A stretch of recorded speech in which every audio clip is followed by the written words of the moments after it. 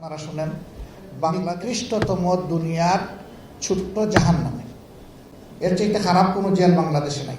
মাথায় পাগড়ি। এই উস্তাদ যখন আমাকে বললেন যে আপনি কি আমার হাতে এটা প্রথম দিন পেয়েছি, আপনি আল্লাহর সেই ফিরিস্তা কিনা বলেই আমি কাঁদতে শুরু করব। দিনের শিক্ষা যখন সংকুচিত হয়ে আসবে, জুলমাত তখন বেড়ে যাবে।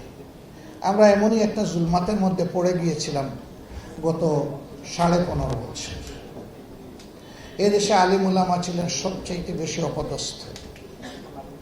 দফায় দফায় আলিম উলামা দিয়ে বাংলাদেশের জেলকে পূর্ণ করা হয়েছে।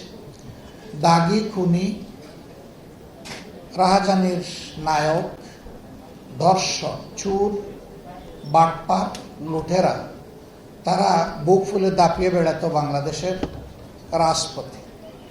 আর আলিম উলামা যারা মানুষকে সংশোধন করবেন, সমাজের ইসলাহ করবেন, তাদেরকে রাখা হয়েছে জেলে।